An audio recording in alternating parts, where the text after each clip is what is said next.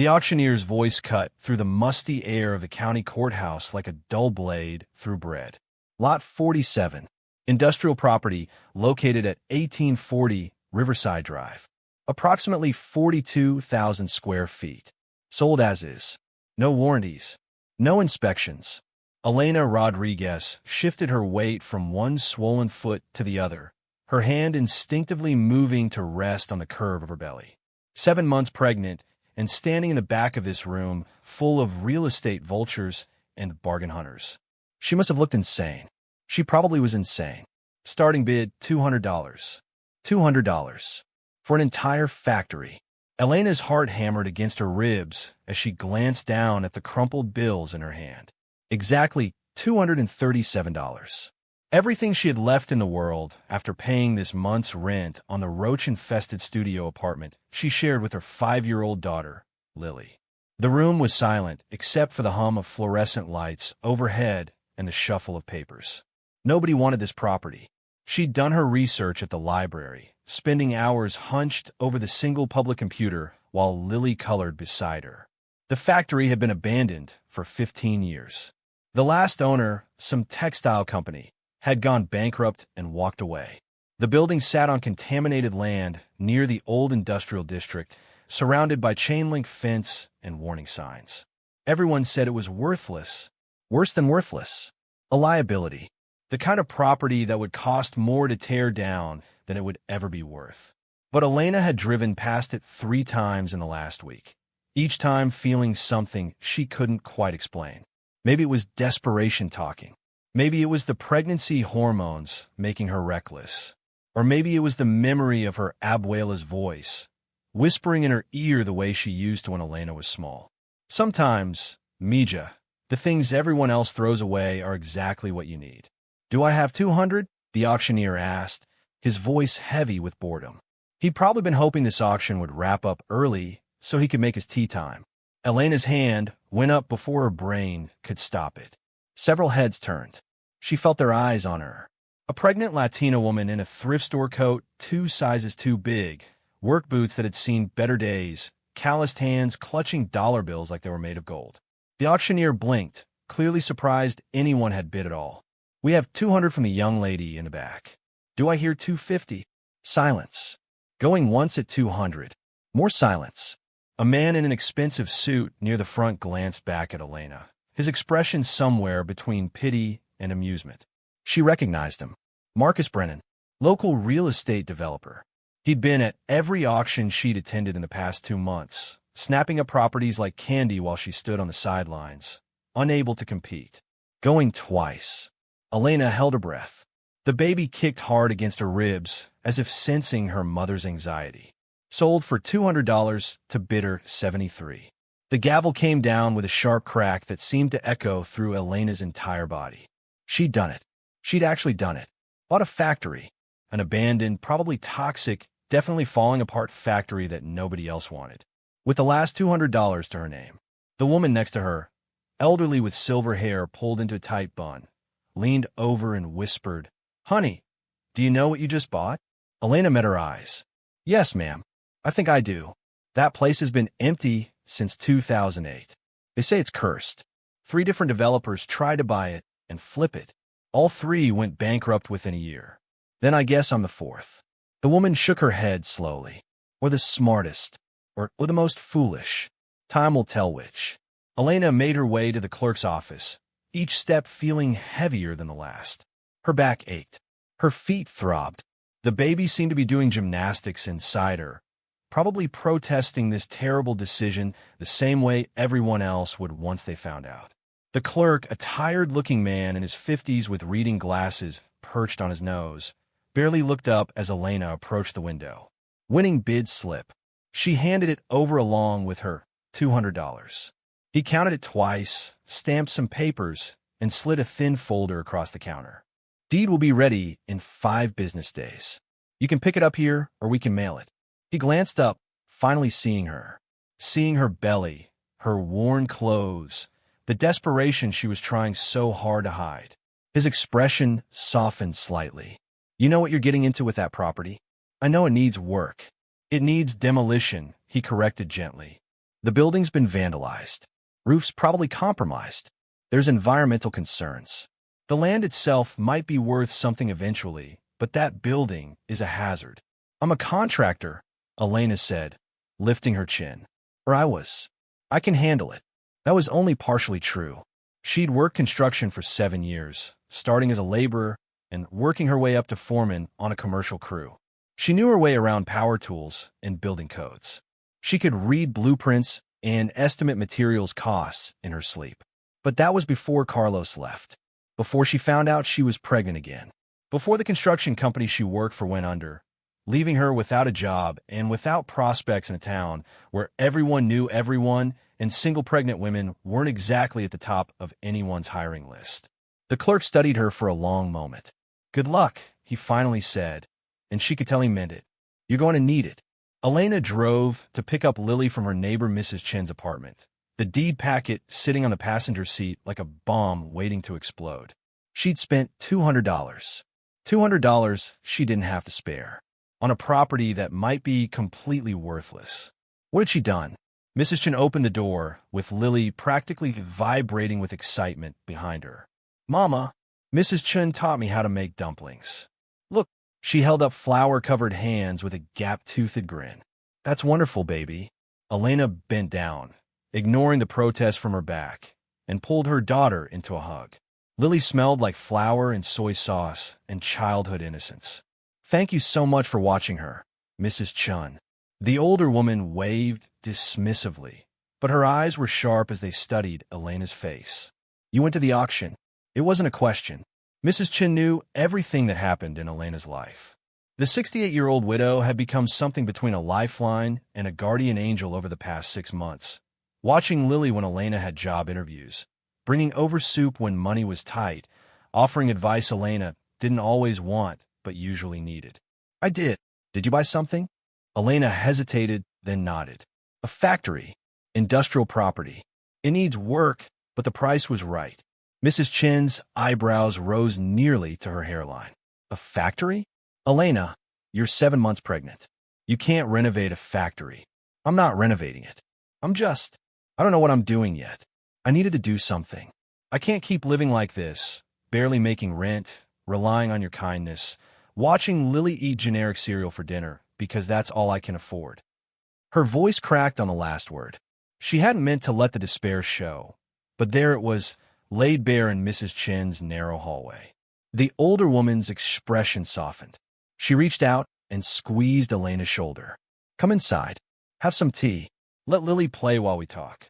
Over chrysanthemum tea and almond cookies that Lily demolished with enthusiasm, Elena explained her plan.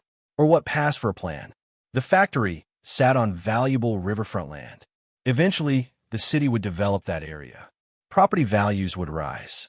If she could hold on to it, maybe flip it in a few years, she might actually make money. Enough to get them out of this apartment. Enough to give Lily and the new baby a real home. Mrs. Chen listened without interrupting, her lined face thoughtful. When Elena finished, she was quiet for a long moment. It's a gamble, she finally said. Everything's a gamble when you have nothing to lose. You have everything to lose. You have Lily. You have a baby coming. You have your health, your strength, your future. Mrs. Chen leaned forward. But I also understand desperation. I understand the need to take control when life has taken everything else from you. Elena felt tears prick her eyes. She blinked them back furiously. I just want to give them a better life. Is that so crazy? No, Mija. That's called being a mother. Mrs. Chen stood and moved to a drawer in her kitchen. She pulled out an envelope and handed it to Elena. Open it. Inside was $500 in 20s. Mrs. Chen, I can't. You can, and you will. Consider a loan. Pay me back when your factory makes you rich. The older woman's eyes twinkled. And if it doesn't, then consider it a gift from my favorite almost godchildren. Elena couldn't stop the tears this time. They spilled hot down her cheeks as she stood and wrapped Mrs. Chen in a careful hug. Thank you. I promise I'll pay you back. I know you will. Now go home. Rest. Tomorrow you can go see what you bought. That night, after Lily was asleep in the twin bed they shared, Elena sat at the kitchen table with her laptop, the screen casting blue light across her face. She pulled up everything she could find about the factory. It had been built in 1952 by a man named Joseph Castellano, originally as a textile mill. The building changed hands several times over the decades, each owner trying and failing to make it profitable. By 2005, it was a warehouse. By 2008, it was abandoned. The most recent owner, Riverside Industrial Holdings LLC, had filed for bankruptcy in 2009. The property went into foreclosure, then sat in legal limbo for years while creditors fought over scraps. Eventually, the county took possession for unpaid taxes and put it up for auction, where it sat and sat and sat because nobody wanted to touch it. Elena found news articles about environmental testing done in 2011. The soil contained elevated levels of lead and other contaminants from decades of industrial use. The cost of remediation was estimated at over $200,000. She found building inspection reports from 2013 that cited major structural issues: roof damage, foundation settling, water intrusion, mold. She found neighborhood association meeting minutes where residents complained about the eyesore, demanded the city do something, anything, to either restore or demolish the derelict building. Everything she read told her the same thing. She made a terrible mistake. But then she found something else. A city planning document from just 2 months ago. A proposal to redevelop the entire Riverside industrial corridor. Turn it into mixed-use development, residential and commercial. The plan was still in early stages, wouldn't be implemented for years, but if it went through, property values in that area would skyrocket. Elena leaned back in her chair, hand resting on her belly where the baby was finally still, finally sleeping. Maybe she wasn't crazy. Maybe she was just early. Maybe she'd bought something everyone else had dismissed. But in 10 years, 5 years, even 3 years, that land would be worth something real. She just had to hold on that long. The next morning, Elena dropped Lily at kindergarten and drove to 1840 Riverside Drive. The neighborhood had clearly seen better days. Empty lots filled with weeds and broken concrete. Abandoned storefronts with boarded windows covered in graffiti. A homeless encampment under the overpass. And then there it was. Her factory. It was bigger than Elena had expected. 3 stories of red brick. The color faded and streaked with water stains. Windows on every floor, most of them broken or missing entirely. A metal fire escape zigzagging up one side, rust eating through the railings. The roof sagged in the middle like a tired old man's back. Chain-link fence surrounded the property, sections of it knocked down or torn away. Warning signs posted every few feet. And no trespassing. Unsafe structure. Enter at your own risk. Elena parked her 15-year-old Honda Civic at the curb and sat there for a long moment, just looking. The morning sun hit the building at an angle, making the broken windows gleam like broken teeth. What had she done? A knock on her window made her jump. She turned to find an older man standing there, weathered face creased with concern. She cracked the window. "You lost?" he asked. "No, I just bought this building." His eyebrows shot up. "You bought the Castellano factory?" "That's the one." He let out a low whistle. "Well, hell, good luck with that." He stuck his hand through the window. "Name's Victor Reyes. I run the auto shop 2 blocks down." Elena shook his hand. "Elena Rodriguez. You know what you're getting into here? Elena Rodriguez." "Everyone keeps asking me that." "The answer is probably no." Victor laughed, a rough sound that turned into a cough. "At least you're honest. This place has been empty since I opened my shop back in '09. Before that, it was the warehouse for Rivera Textiles. They went under when the economy tanked. Building's been sitting here ever since, getting worse every year. Anyone ever try to develop it?" "Oh, sure. 3 or 4 different outfits came through, big plans, big talk. None of them lasted. Word is the building's cursed." He said it with a smile, but Elena caught something else in his expression. Uncertainty, maybe even a little fear. "You believe that?" Victor shrugged. "I believe in bad luck. And this building's had nothing but since the day it was built. Old Joe Castellano, who built it, died 6 months after opening.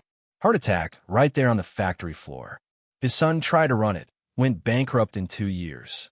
Every owner after that, same story. Failure, bankruptcy, disaster. Well, Elena said, trying to sound more confident than she felt. Maybe I'll break the pattern. Maybe. Victor studied her face, her belly, drew his own conclusions. You need anything, you come find me. Auto shops on Mechanics Row, can't miss it.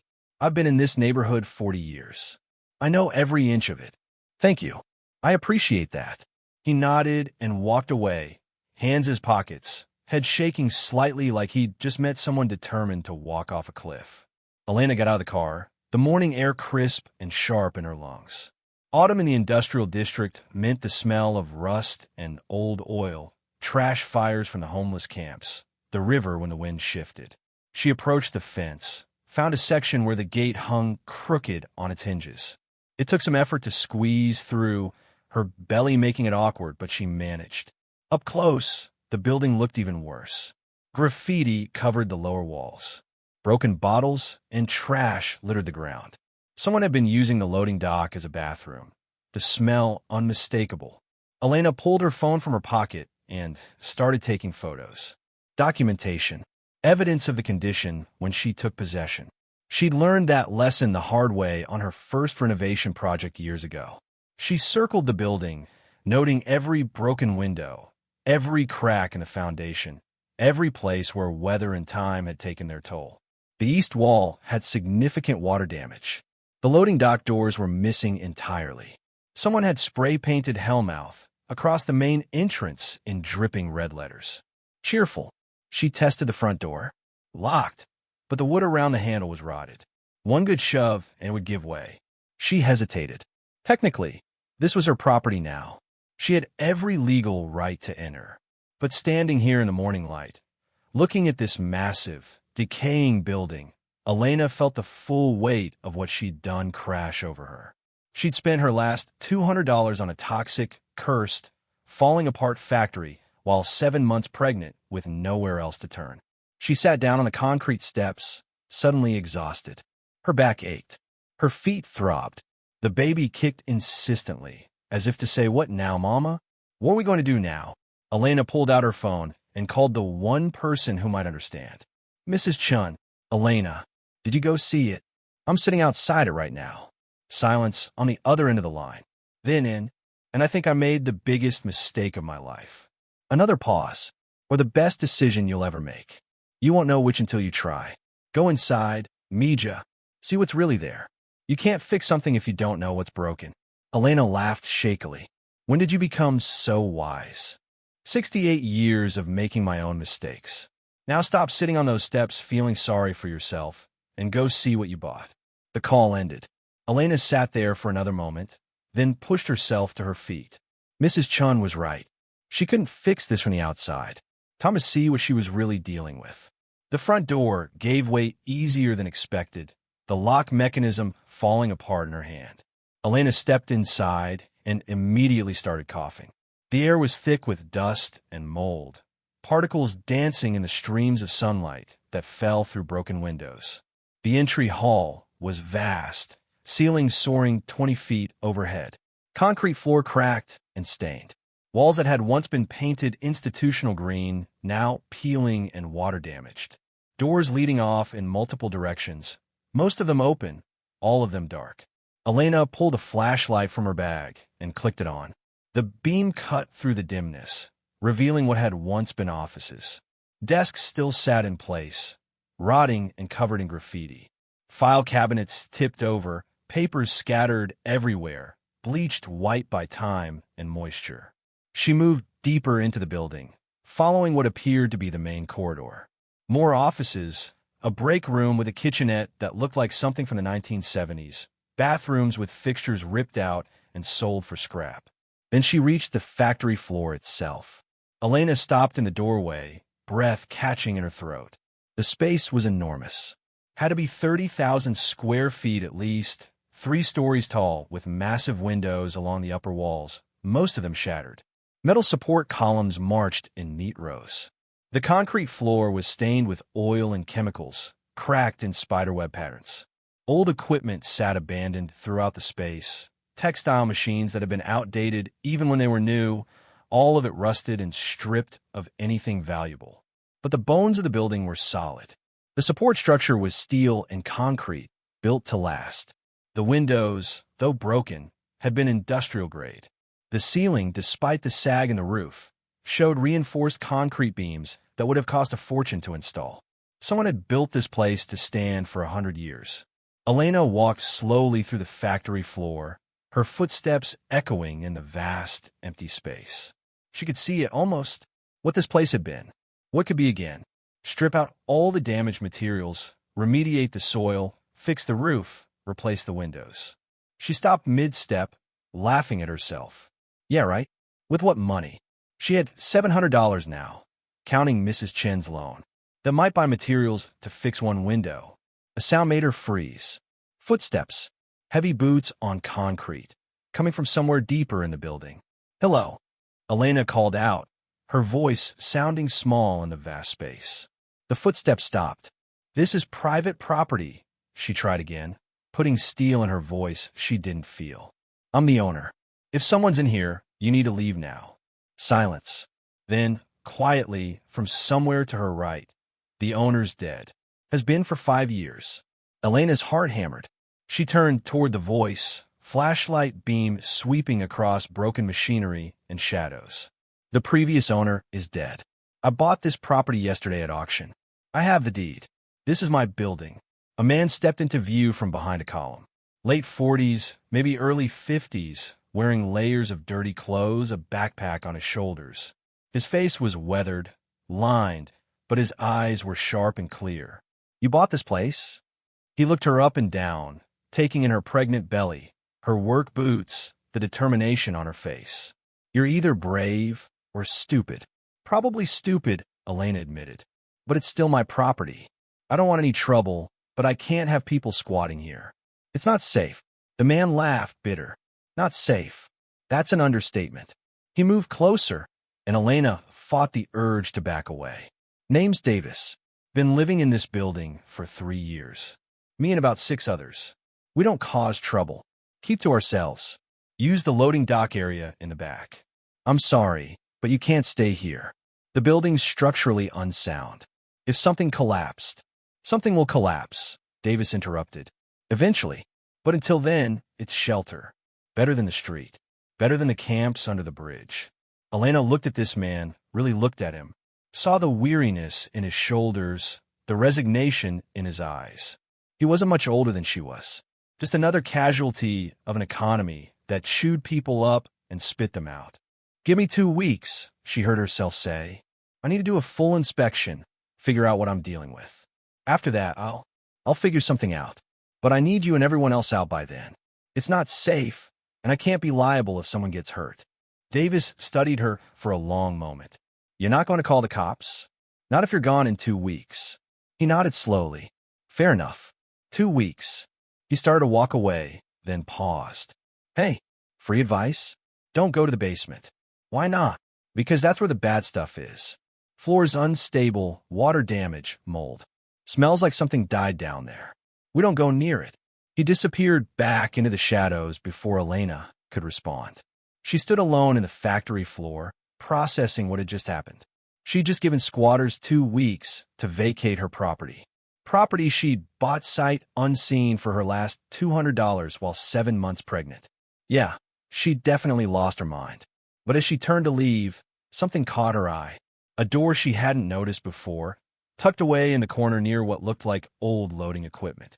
The door was steel, newer than everything else in the building, and it had a padlock on it. Elena walked over, examining it more closely. The lock was rusted but intact. The door itself looked like it had been installed maybe 10 or 15 years ago. Strange. Why would someone put a new door in an abandoned building? She tugged on the lock experimentally. Solid. Whatever was behind this door, someone had wanted to keep it secure. Davis's words echoed in her head. Don't go to the basement. Elena looked around the factory floor until she spotted what she was looking for. A piece of rebar, about 3 feet long, lying among the debris. She picked it up, tested the weight, then wedged it through the padlock shackle. One sharp pull. The ancient lock gave way with a crack that echoed through the empty building. Elena pulled the door open. Stairs led down into darkness. The smell that wafted up was exactly as Davis had described. Mold, stagnant water, and something else. Something chemical and sharp. She should leave. Come back with proper equipment. Maybe someone to help her. Definitely not when she was 7 months pregnant and alone in an abandoned building with squatters somewhere in the shadows. But Elena had never been good at should. She clicked on her flashlight and started down the stairs. The temperature dropped immediately, going from cool autumn air to damp, clammy cold. The stairs were concrete, slick with moisture, and Elena descended carefully, one hand on the rough wall for balance. At the bottom, her flashlight revealed a space much different from the factory floor above. This was a basement, yes, but it had been finished at some point. Concrete walls painted white, now stained and water-damaged. Tile floor, buckled and broken in places. Fluorescent lights overhead, dead and dark. This had been office space. Elena could see the remnants. Cubicle dividers knocked over, desks pushed against walls, filing cabinets tipped and emptied. But what caught her attention was the far wall. Or rather, what was set into the far wall. A vault door. Elena moved closer, heart pounding for reasons she couldn't quite name. The door was steel, circular like something from a bank. It had a combination lock dial in the center and a large wall handle. Why would a textile factory have a vault in the basement? She reached out and touched the cold metal.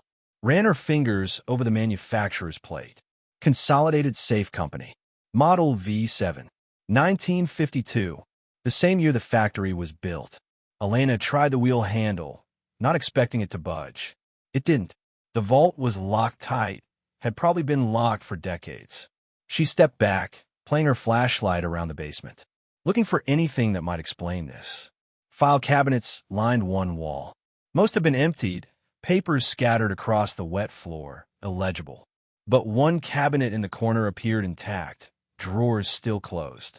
Elena waded through ankle-deep water to reach it. The drawers were swollen with moisture, stuck shut. She wedged her fingers under the top drawer and pulled hard. It gave way suddenly, sending her staggering back. Inside were files. Soggy, water-damaged, but still readable in places. She pulled one out carefully. The label read, Castellano Enterprises, Financial Records 1952 to 1955. Elena opened the folder. Most of the pages were ruined, but some were protected by plastic sleeves. She could make out columns of numbers, bank statements, ledgers, and something else. A letter, dated March 1953, from Joseph Castellano to someone named Frank Rossetti. Frank, the arrangements are complete. The merchandise has been stored in the vault, as discussed. Only you and I know the combination. If anything should happen to me, the instructions I left with my attorney will guide you. This stays between us. What we built together must be protected. Elena read it 3 times. Merchandise? What kind of merchandise needed a bank vault in a textile factory basement? She kept searching, pulling files from the cabinet. More letters, more references to the merchandise and the vault and protection. Then she found a blueprint. It was water-damaged, barely legible, but Elena knew how to read building plans. She spread it carefully across the least wet surface she could find. It showed the factory's basement level. And there, clearly marked, was the vault. But the notation beside it made Elena's breath catch. Secure storage. Contents. Castellano Private Collection. Estimated value. $2.4 million, 1,952 US dollars. Elena's hands started shaking. $2.4 million in 1952. That would be worth, she couldn't even calculate it. 20 million? 30? More? If it was real, if it was still there, if this wasn't just the delusions of a pregnant woman desperate enough to buy an abandoned factory with her last $200. She took photos of everything with her phone. The vault door, the files, the blueprint. Evidence. Proof that she wasn't crazy. Then she climbed back up the stairs, carefully locked the basement door behind her, and walked out of the factory into the afternoon sunlight. She sat in her car for a long time, hand resting on her belly where the baby was doing what felt like somersaults, and tried to process what she just found. A vault. In her basement. Possibly containing something worth millions. Or possibly empty. Possibly already looted. Possibly just a moldy basement and a rusty door and the desperate hopes of a woman who couldn't afford to be desperate. Elena pulled out her phone and called the only person she could think of. Mrs. Chun, I need to tell you something, and you're going to think I've completely lost my mind. Mrs. Chun listened without interrupting as Elena explained everything. The vault, the files, the references to merchandise worth millions. When Elena finished, there was a long silence on the other end. You're right, Mrs. Chun finally said.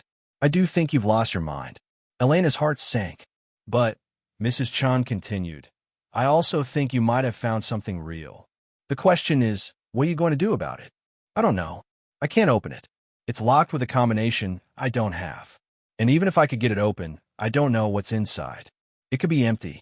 It could be worthless. It could be exactly what those papers say it is, Mrs. Chin interrupted. Elena, I'm going to tell you something I've never told anyone. When I came to this country in 1975, I had $87 in my pocket and a baby on my hip. Everyone said I was crazy. Everyone said I'd fail. But I didn't fail because I refused to give up, even when it would have been easier. You remind me of myself 50 years ago. Elena felt tears prick her eyes. What should I do? You should go pick up your daughter from school. You should come have dinner with me. And tomorrow, you should start figuring out how to open that vault. Because if there's even a chance it contains what you think it does, you owe it to your babies to find out.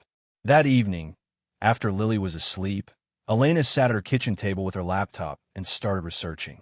Consolidated Safe Company had gone out of business in 1987, but she found archived documents about their vault models.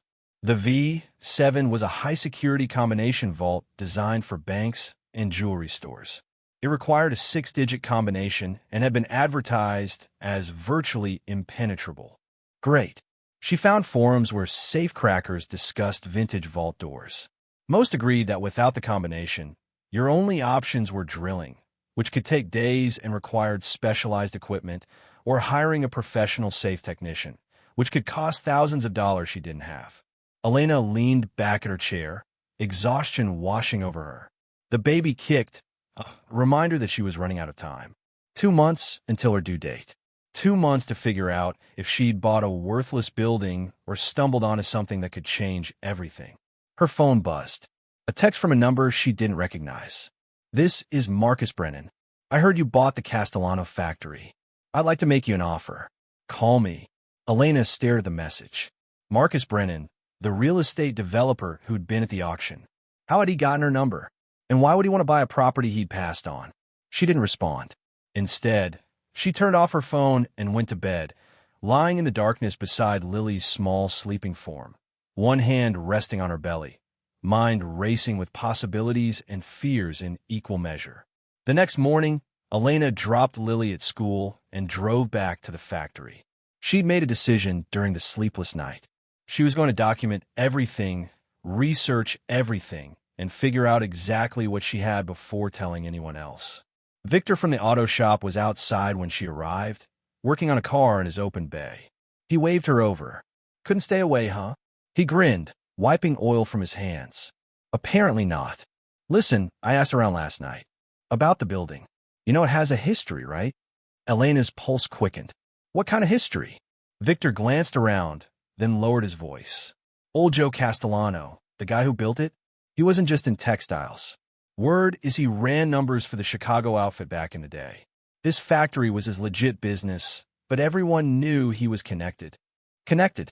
Like organized crime connected? That's the rumor. Never proven, of course. But after he died, there were questions. Federal agents came around, asked a lot of questions about his finances, his associates. Never found anything. The business went to his son, but the son didn't have his father's connections or his head for business. Whole thing collapsed within a few years. Elena's mind raced. If Joseph Castellano had mob connections, if he'd been hiding something valuable in that vault, did anyone ever talk about what might have been stored here? She asked carefully. Victor shrugged. Just rumors. Some said money. Some said evidence he was keeping as insurance against his partners. Some said it was all bullshit, and the old man just liked having a fancy vault to make himself feel important. He studied her face. Why? You find something? No, Elena said quickly. just curious about the history. But Victor's expression suggested he didn't quite believe her. Be careful, Elena. Old secrets have a way of bringing trouble, especially secrets connected to people who didn't like loose ends. The people who built this place are all dead.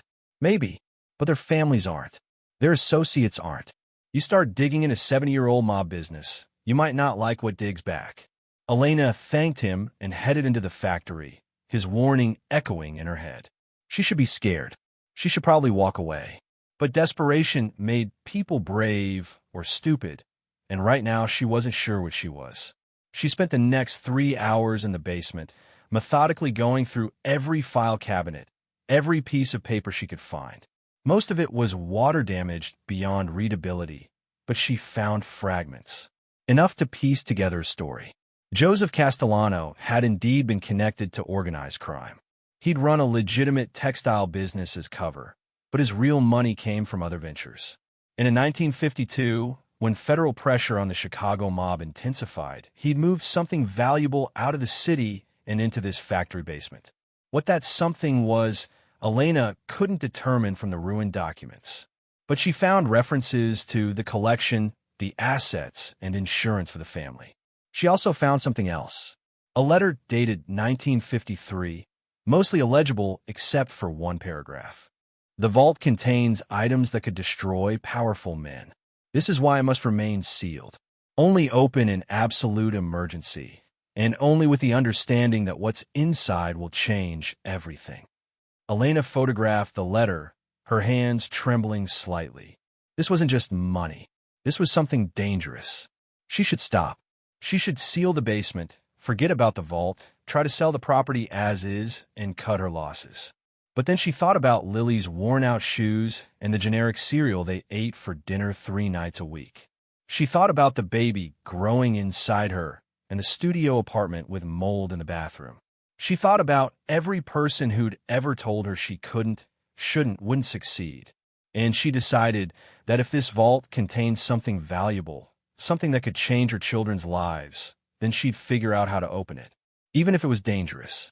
Even if it was stupid. Even if everyone thought she was crazy. Because being poor and powerless was dangerous too, and she was tired of living that way. Elena climbed back up to the factory floor, planning her next steps. She needed to find a safe technician who wouldn't ask too many questions. She needed to research property law, figure out if whatever was in that vault legally belonged to her. She needed, "Hello? Anyone here?" Elena spun around to find a woman standing in the doorway. Mid-30s professional suit, expensive shoes that had no business in an abandoned factory.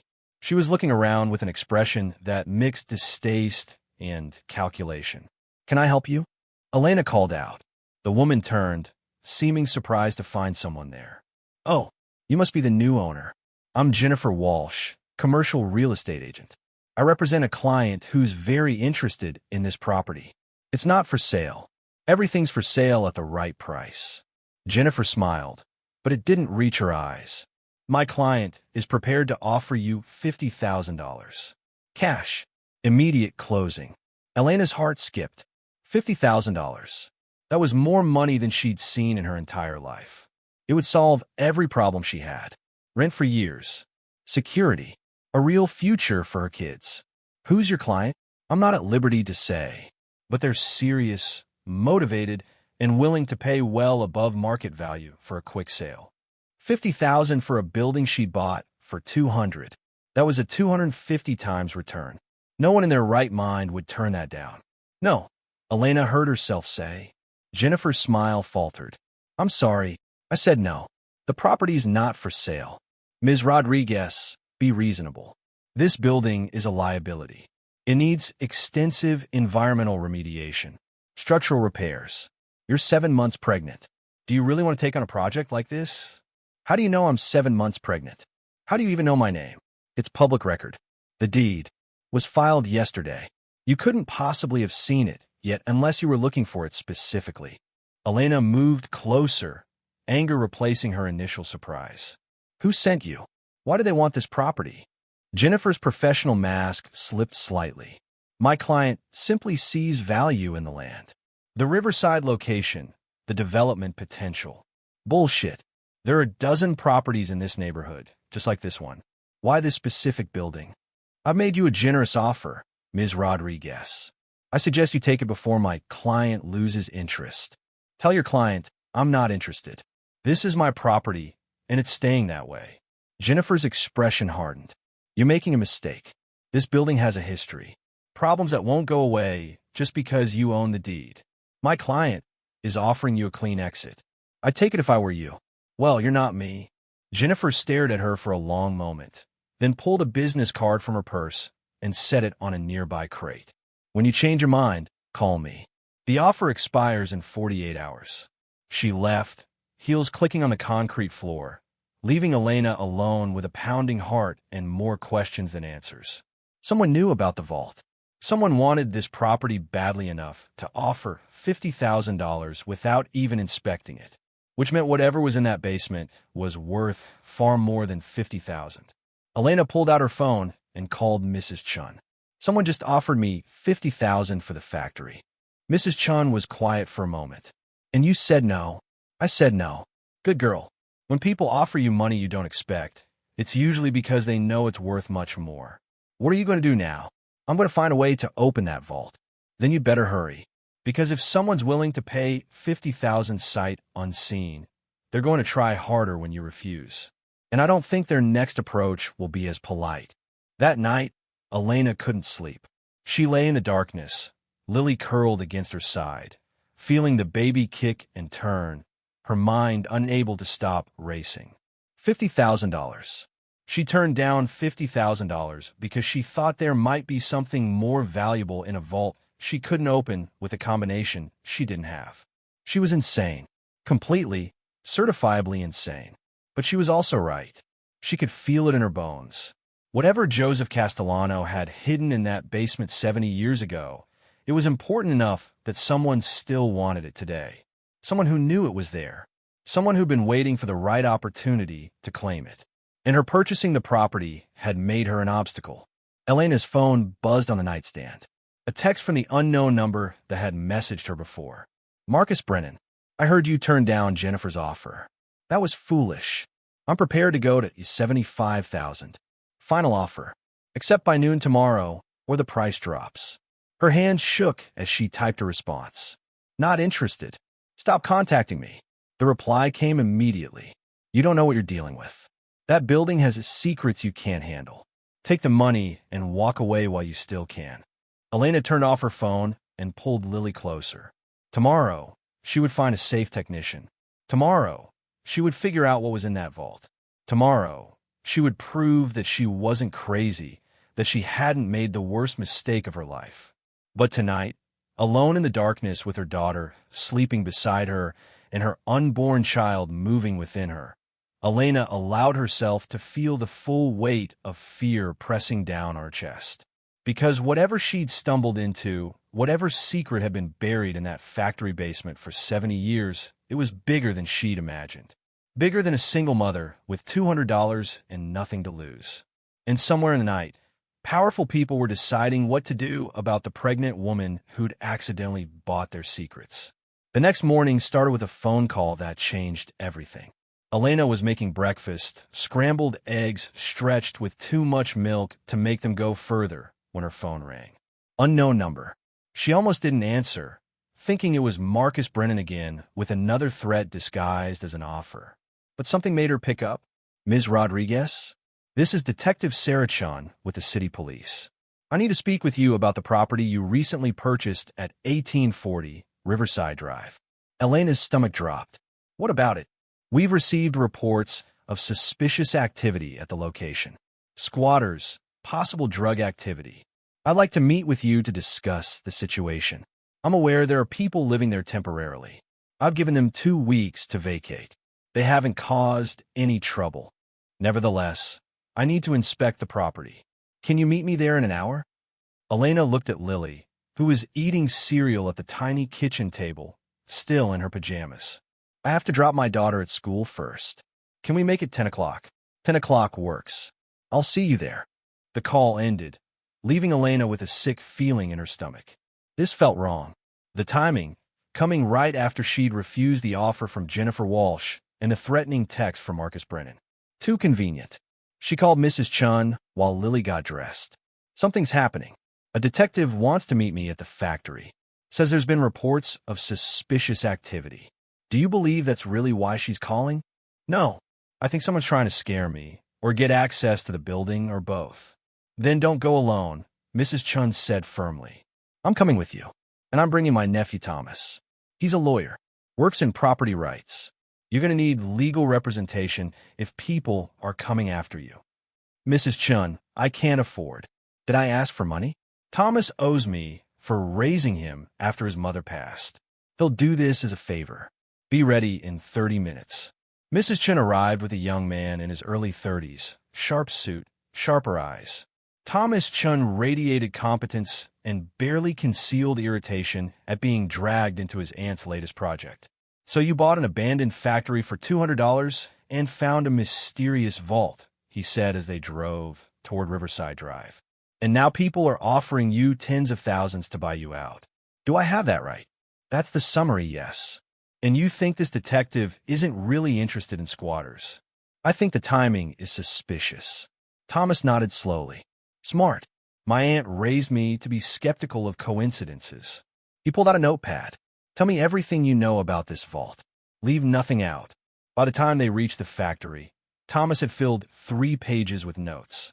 He studied the building as they parked, taking in the graffiti, the broken windows, the general air of decay.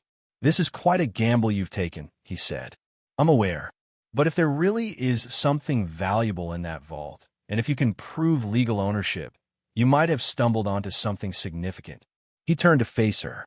However, you need to understand the risks. If this property is connected to organized crime, even old connections, you could be opening a very dangerous door. What choice do I have? I spent everything on this property. I'm 7 months pregnant. I have a 5-year-old daughter. I can't just walk away. You could take the $75,000 Marcus Brennan offered. That's life-changing money for someone in your position.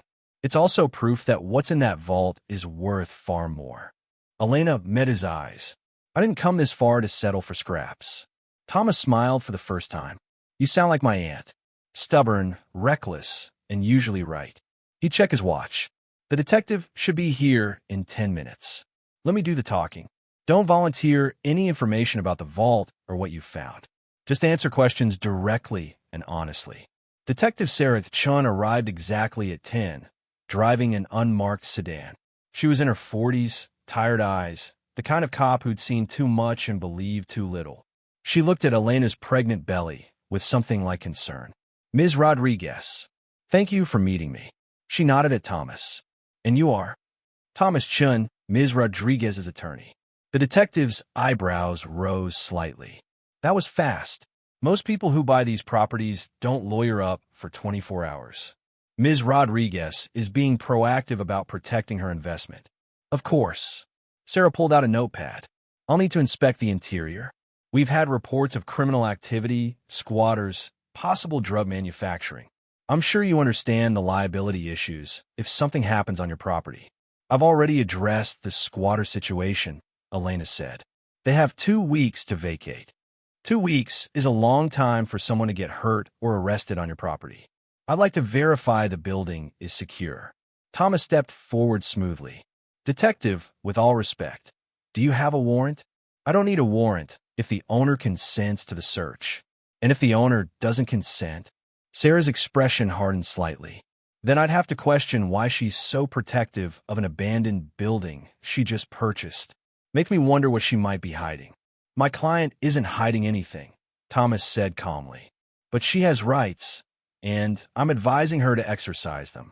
If you have probable cause for a search, obtain a warrant. Otherwise, this conversation is over. Elena watched the detective's face carefully. For just a moment, something flickered in her expression. Frustration, maybe, or anger. Not the reaction of a cop concerned about squatters. The reaction of someone who'd been sent to do a job and was being blocked. Fine, Sarah said curtly. I'll be back with a warrant. But I should warn you, Ms. Rodriguez. This building has a history. Problems tend to follow people who dig too deep into that history. For your sake and your children's sake, you might want to reconsider your attachment to this property. She left without another word, tires kicking up gravel as she drove away.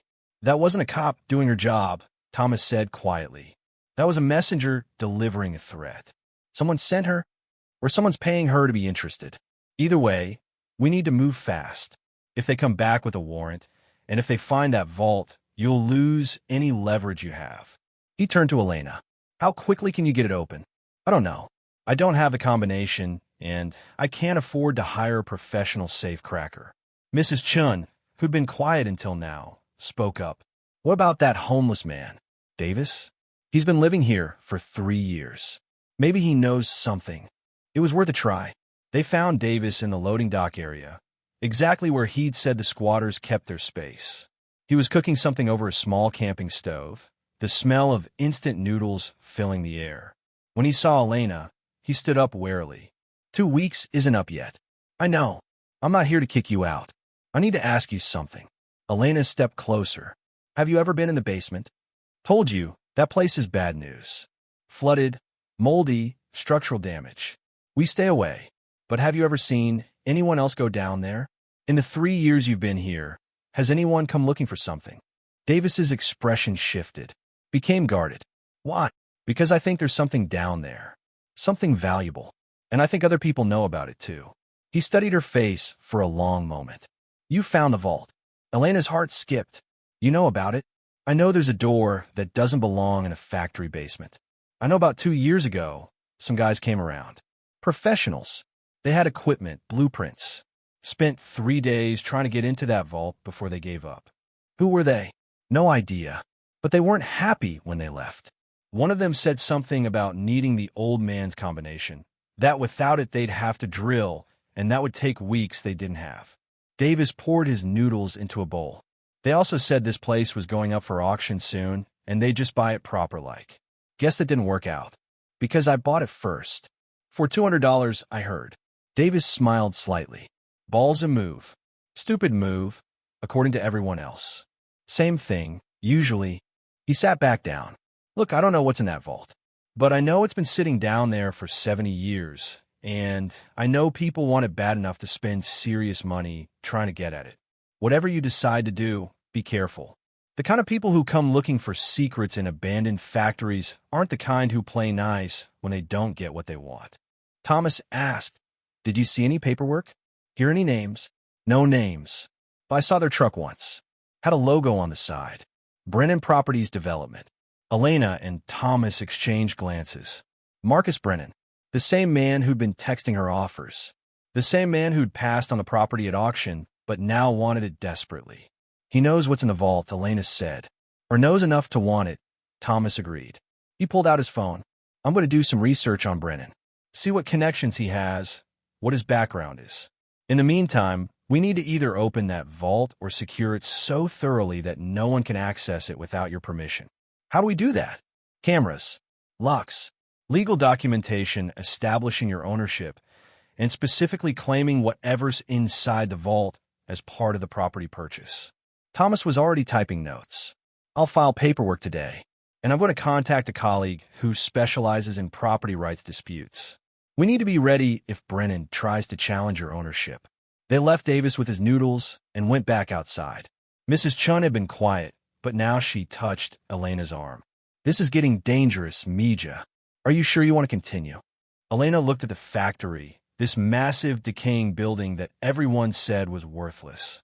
Then she looked down at her belly, where new life grew despite all the reasons it shouldn't.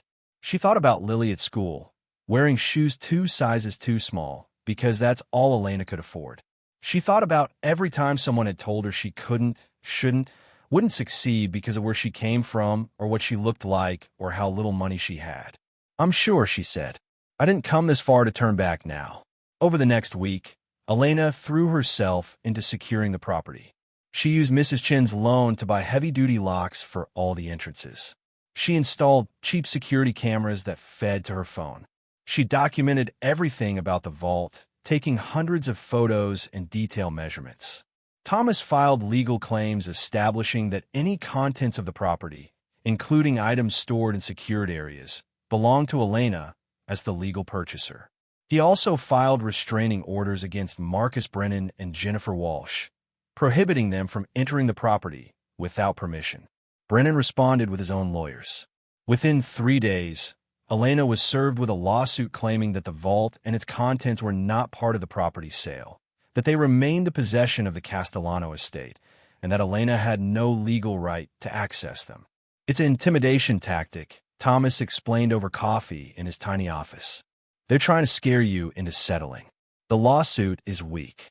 They can't prove ownership of the contents without admitting what's inside and how they know about it. So what do? We call their bluff. We file a counterclaim, and we start making noise. The more public this becomes, the harder it will be for them to pressure you quietly. How do we make it public? Thomas smiled. I know a journalist. Works for the local investigative news site. She loves stories about wealthy developers trying to push around working-class people. I think she'd be very interested in why Marcus Brennan is suing a pregnant single mother over a building he didn't want to buy. The article ran 3 days later. Developer sues pregnant mother over abandoned factory, ran as the headline, with a photo of Elena standing in front of the graffiti-covered building, one hand resting on her belly. The reporter, a woman named Andrea Martinez, had done her homework. She'd uncovered Brennan's previous attempts to purchase the property through shell companies. She found records of the 2019 attempt to access the vault that Davis had mentioned. She'd even dug up old newspaper articles about Joseph Castellano and the rumors of his mob connections. The article didn't mention the vault directly, but it painted a clear picture. Wealthy developer trying to strong-arm a vulnerable woman out of property he wanted for mysterious reasons. Public opinion turned in Elena's favor overnight. Local news picked up the story. Social media erupted with support. Someone started a GoFundMe to help Elena with legal costs. Within 24 hours, it had raised $12,000. But the attention came with a price. Elena was leaving the grocery store, Lily in tow, when a man in an expensive suit approached her in the parking lot. Ms. Rodriguez, I'm Frank Rossetti Jr. I need to speak with you about your property. Elena's blood ran cold. Rossetti, the same name from the letter she'd found in the basement. Frank Rossetti, Joseph Castellano's associate. I don't have anything to say to you. Then just listen. Rossetti fell in a step beside her as she walked toward her car. My father and Joseph Castellano were partners. When Joe died, my father maintained certain interests in the factory. What's in that vault belongs to my family. Your father's dead. The property went through legal auction. Whatever's inside belongs to me. That's where you're wrong. Rossetti's voice dropped, became harder. Some debts don't die. Some obligations pass to the next generation. My family has been very patient waiting for the right time to reclaim what's ours. You're an obstacle I'd prefer to remove peacefully. Are you threatening me? I'm stating facts. The vault contains items that could be very damaging to very powerful people if they became public. Those people would prefer those items stay hidden, or better yet, destroyed. He stopped beside Elena's car. I'm authorized to offer you $100,000. Cash. Today. Sign over the property and walk away. No lawyers, no publicity, no problems. Elena buckled Lily into her car's seat, buying herself time to think. $100,000. More than she'd make in 5 years. Maybe 10 years. Life-changing money. But she looked at Rossetti's face, saw the calculation there, the barely concealed threat, and understood something fundamental. If they were offering $100,000, the vault contained something worth millions. No, she said, straightening up to face him. The property's not for sale. Rossetti's expression hardened. You're making this difficult for yourself, for your family. I'd hate to see anything happen to that little girl. Elena felt rage flood through her, hot and sharp. She stepped closer to Rossetti, eliminating the space between them, her pregnant belly actually bumping against him. Did you just threaten my daughter? I stated a concern. This is a dangerous neighborhood. Accidents happen, especially to people who don't know when to accept a generous offer. Elena pulled out her phone and started recording. Say that again. On camera this time. Rossetti's eyes widened slightly. Then he smiled coldly. I was just expressing concern for your safety, Ms. Rodriguez. I hope nothing unfortunate happens to you or your family. That's all. He walked away, leaving Elena shaking with anger and fear in equal measure. She drove straight to the police station, Lily quiet and scared in the back seat. But when she tried to file a report about the threat, the officer behind the desk was dismissive. He didn't actually threaten you. He expressed concern. That's not illegal. He implied something would happen to my daughter if I didn't sell him my property. Did he explicitly say he would harm your child? He said accidents happen. The officer shrugged. That's not a threat in legal terms. I can take a report if you want, but I doubt anything will come of it. Elena left the station feeling defeated and terrified. She called Thomas from the car. Rossetti just approached me, offered $100,000 and implied he'd hurt Lily if I didn't sell. Did you get on recording? I started recording, but he was careful with his words. Smart. These guys know how to operate just outside the law. Thomas was quiet for a moment. Elena, I need to ask you something. Are you prepared for what might happen if you keep pushing this? These aren't regular business people. If the Castellano-Rossetti connection is real, they're dealing with organized crime families. They don't play by normal rules. What choice do I have? I can't afford to move. I can't afford to start over somewhere else. This property is all I have. Then we need to move faster. We need to get that vault open and find out what's inside. Once we know what we're dealing with, we can make informed decisions about how to proceed. How do I open it without the combination? Leave that to me. I have a contact who might be able to help. Thomas's contact turned out to be a man named Robert Park, a safe technician who'd worked for banks and museums before retiring. He was in his 70s, spoke with a Korean accent, and had hands that still moved with precision and confidence. He examined the vault door with professional interest, running his fingers over the combination dial, pressing his ear to the metal, turning the wheel experimentally. Consolidated Safe Company, Model V7, he said. I haven't seen one of these in 30 years. Beautiful craftsmanship. They don't make them like this anymore. Can you open it? Elena asked. Oh, I can open it. The question is how long it will take and whether you can afford my services. He straightened up. This is a 6-digit combination with approximately 1 million possible permutations. I can drill it, but that will take several days and will destroy the lock mechanism. Or I could try to manipulate it, which might take hours or might take weeks depending on luck and the skill of whoever set the original combination. What would drilling cost? For a job like this?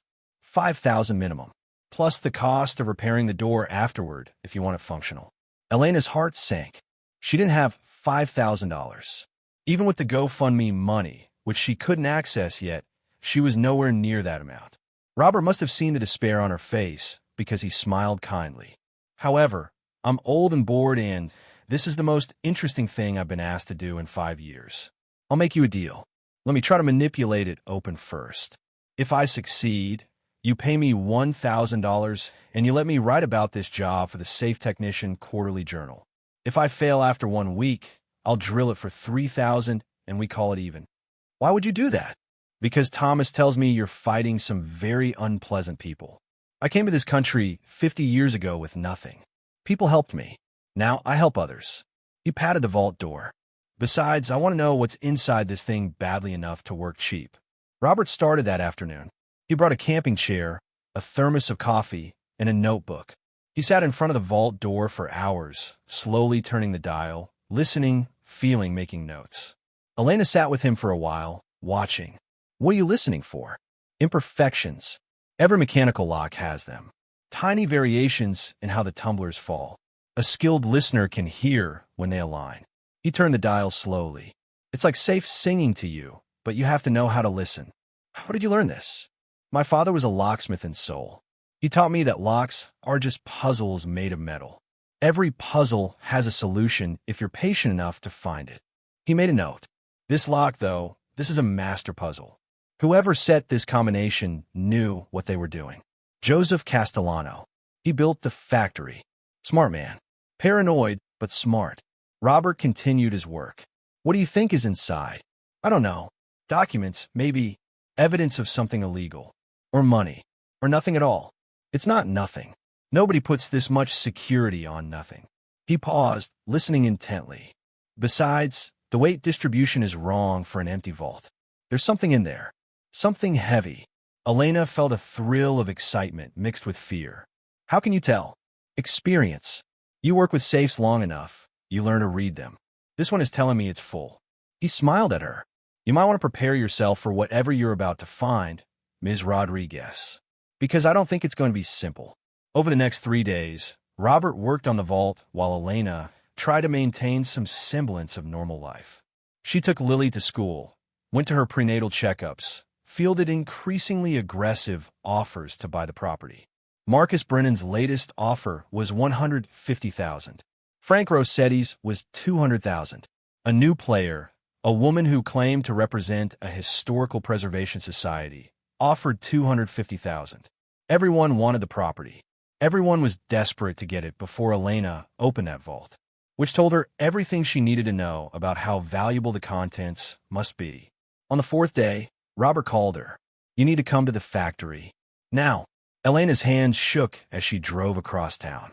Mrs. Chun had picked up Lily from school, bless her. Elena was alone when she arrived to find Robert standing in the basement, grinning like a kid on Christmas morning. I got it, he said simply. You opened it? Not yet, but I've mapped the combination. 6 digits. I'm 95% certain I have it right. He held up his notebook, showing a sequence of numbers. The question is, do you want to do the honors, or should I? Elena stared at the vault door. Behind it, steel was everything. Answers, possibly. Wealth, maybe. Danger, certainly. Once she opened it, there was no going back. I'll do it, she said. Robert talked her through it. Slowly. Feel each number click into place. Don't rush. The mechanism is old. Treat it with respect. Elena's hands trembled as she reached for the combination dial. She took a deep breath, trying to steady herself. Then she began. First number. The dial turned smoothly, decades of precise engineering still functioning perfectly. She felt it click into place. Second number. Click. Third. Fourth. Fifth. She paused before the 6th and final number, her heart hammering so hard she could hear blood rushing in her ears. You're doing great, Robert said quietly. Last one. Take your time. Elena turned the dial to the final number. Felt it click home. The entire mechanism seemed to shudder, gears shifting after 70 years of stillness. Now turn the wheel, Robert instructed. It'll be heavy. Use your legs, not your back. Elena gripped the wheel with both hands and pulled. Nothing happened. She pulled harder, putting her weight into it. The baby kicked in protest at the exertion. Then, with a groan of metal on metal, the wheel began to turn. 1 rotation. 2. 3. Something deep inside the door clunked loudly. Robert stepped forward quickly. Stop. That's the bolt retracting. Now pull. Elena pulled the handle. The vault door, easily weighing several hundred pounds, swung slowly open on counterweight hinges. Air rushed out, stale and musty, carrying the smell of old paper and something else. Something metallic and sharp. Robert shone his flashlight into the darkness beyond. Then he laughed, a sound of pure astonishment. Santa Maria, he whispered, you need to see this. Elena stepped forward, her own flashlight joining his, illuminating the interior of the vault, and stopped breathing. The vault wasn't just full. It was packed, floor to ceiling with wooden crates, metal boxes, filing cabinets, and stacked in the very center, gleaming dully in the flashlight beam, were bars of gold. Not a few bars. Dozens of them, maybe hundreds, stacked in neat rows like firewood, each one stamped with markings Elena couldn't quite read from the doorway. Oh my God, she breathed. Robert was already moving inside, pulling out his phone to take photos. Those are gold bars, standard banking size, 40 pounds each. He did quick mental math. If there are even 50 bars here, that's 2,000 pounds of gold. At current prices, Elena, this is millions. Tens of millions. But Elena wasn't looking at the gold anymore. She was looking at the crates along the walls. Wooden crates with government markings. Property of U.S. Treasury, stamped on several. Others with different markings. Foreign symbols. Cyrillic letters. What is all this? She whispered. Robert was opening one of the metal boxes. Inside were stacks of paper. Bonds, Elena realized. Bearer bonds. U.S. savings bonds. All of them dated from the late 1940s and early 1950s. These are uncashed, Robert said, his voice tight with shock. Original bearer bonds from after World War II. If they're still valid. He did more math. We're looking at another several million in negotiable instruments. Elena moved deeper into the vault, her flashlight revealing more impossible treasures. A filing cabinet full of documents. She pulled open a drawer at random and found herself looking at photographs. Black and white images of men in suits, shaking hands, exchanging briefcases. She recognized some of the faces from history books. Chicago mob bosses, politicians, judges. The next drawer contained ledgers. Detailed accounting of money moving through various channels. Bribes paid. Protection money collected. Illegal gambling proceeds. All meticulously documented with names, dates, and amounts. This isn't just money, Elena said, her voice hollow with shock. This is evidence. Joseph Castellano was keeping records. On everyone. The mob, the politicians, the cops who were paid off. This is 70 years of Chicago organized crime documented in detail. Robert had opened another crate. Inside were more photographs, these ones more recent. 1960s, 1970s, 1980s. Different faces, but the same story. Handshakes, exchanges, compromises, and notes in the margins identifying everyone by name and position. Insurance, Robert said quietly. He was keeping insurance against his partners. If they ever came after him, he could destroy them all. That's why it's been sealed so long. Elena's mind raced, putting pieces together. Castellano died in 1953. This vault has been locked since then. His son couldn't get into it. Every owner after that didn't know it existed. And the people whose secrets are documented here, their families, they've been trying to access it for 70 years. And now you have. Elena stood in the vault, surrounded by more wealth than she'd ever imagined, more danger than she'd ever faced, and understood with crystal clarity what she held in her hands. Power. The power to destroy powerful people. The power to change her life completely. The power to make herself and her children either incredibly wealthy or incredibly dead. Her phone buzzed. A text from an unknown number. I know you opened the vault. I'm prepared to offer you $5 million for the contents. Accept now. This is your last chance to walk away alive. Elena showed the text to Robert. He read it and went pale. Someone's watching the building, he said. They know we're down here. How is that possible? We're in a basement. The cameras I installed don't cover this area. Then they have someone inside, or they've been monitoring remotely. Robert moved toward the vault door. We need to document everything, then secure this immediately. If what's in these files is as damaging as it appears, people will kill to keep it hidden. They spent the next 2 hours photographing everything. Every bar of gold, every bond, every document, every photograph. Elena uploaded everything to a cloud storage account, sent copies to Thomas, created backups on multiple devices. When they finally emerged from the basement, the sun was setting. Robert locked the vault door behind them, setting a new combination only he and Elena knew. What are you going to do? He asked as they climbed the stairs. I don't know. If I keep this, I'm in danger. If I sell it, I'm selling out everyone whose crimes are documented in those files. If I go public, I make enemies of some of the most powerful families in Chicago. There's another option, Robert said carefully. You could turn it over to the authorities, federal prosecutors. Let them decide what to do with the evidence. And the gold? The bonds? Just let the government take millions of dollars that legally belong to me. It might be safer. They reached the main floor to find Victor from the auto shop standing in the doorway. His expression was grim. You need to leave, he said. Now. 3 SUVs just pulled up outside. Men in suits. They look serious, and they're not here to make offers. Elena's heart stopped. How many? 8 that I saw. Maybe more. Victor pulled keys from his pocket. My truck's out back. Take it. Get out of here while you still can. But no arguments. These men, I recognize one of them. Mario Castellano, Joseph's great-grandson. If he's here in person, things are about to get very bad. Victor pressed the keys into her hand. Go. Now. I'll slow them down. Robert grabbed Elena's arm. He's right. We need to go. They ran for the back exit. Elena could hear voices from the front of the building, authoritative and angry. Car doors slamming. The crunch of boots on gravel. Victor's truck was a beat-up Ford that had seen better days, but the engine turned over immediately. Robert drove, while Elena called Thomas with shaking hands. They found us. We had to run. What do I do? Where are you now? Leaving the factory, heading toward downtown. Come to my office. Don't stop. Don't talk to anyone. Just come straight here. I'm calling the police. The police won't help. Some of them are probably on the Castellano payroll. Then I'm calling the FBI. If this involves organized crime, it's federal jurisdiction.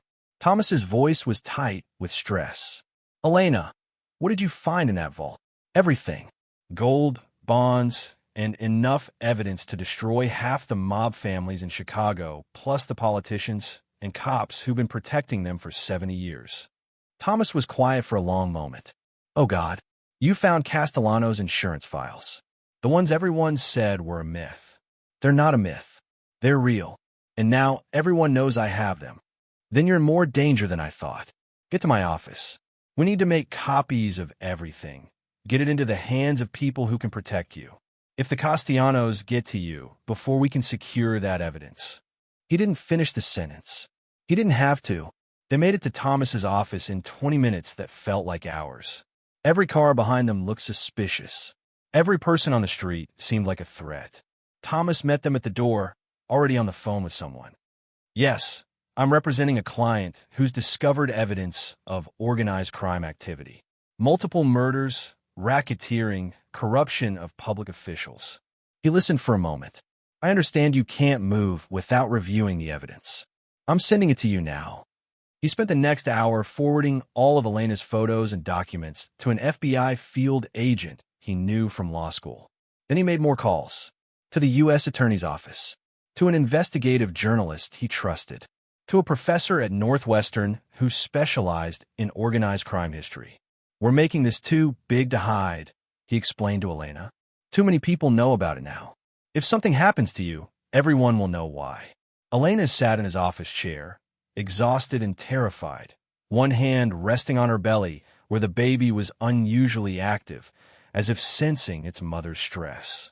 I just wanted to buy a cheap property and flip it, she said numbly. I just want to give my kids a better life. You did, Thomas said. What you found is worth millions. Legally, it's yours.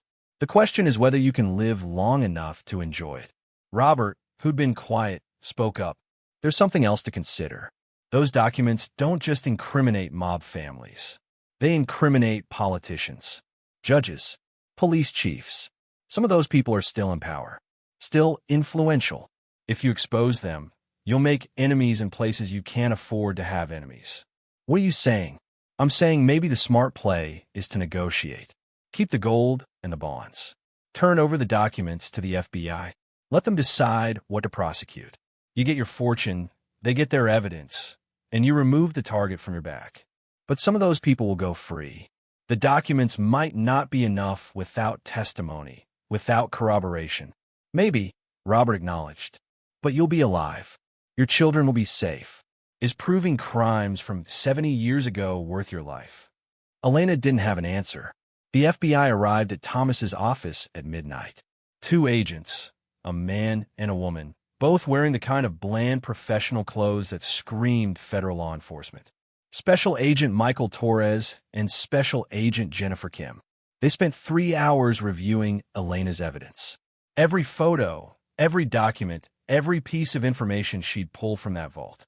Their expressions remained neutral throughout, but Elena caught the glances they exchanged. The raised eyebrows, the tightening around the eyes when they saw certain names in the mob ledgers. Ms. Rodriguez, Agent Torres finally said, closing his laptop, what you've discovered is significant.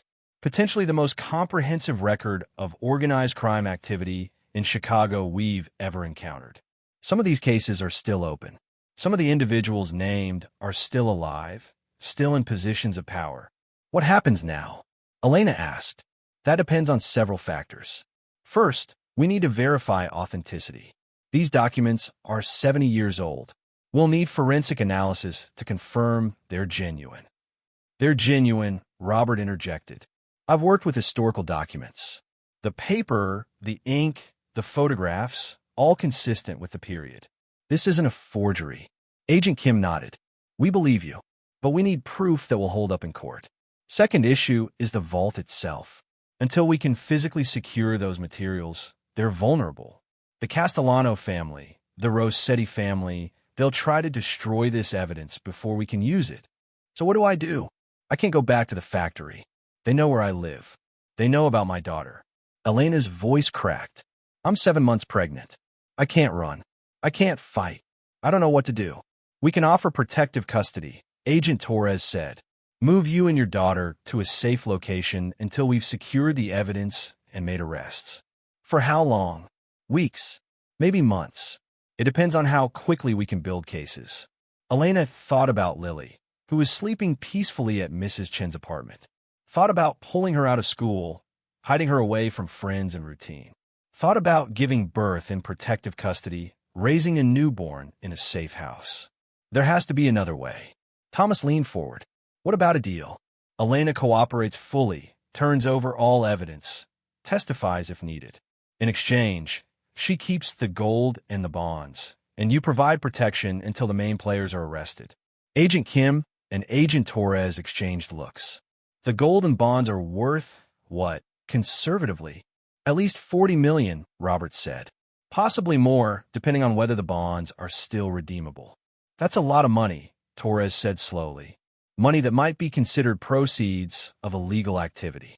It's been sitting in that vault for 70 years, Thomas countered. Joseph Castellano is long dead.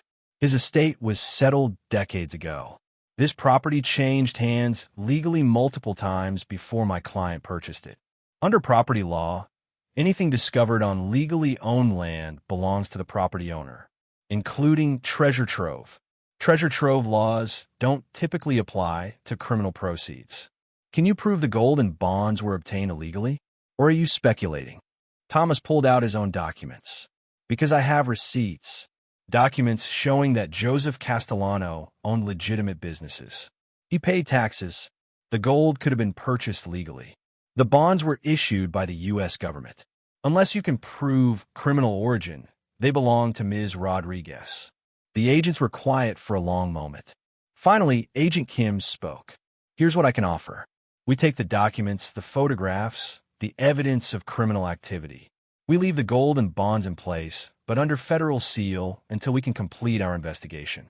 If we determine that they were legally obtained, or if we can't prove criminal origin, they revert to Ms. Rodriguez.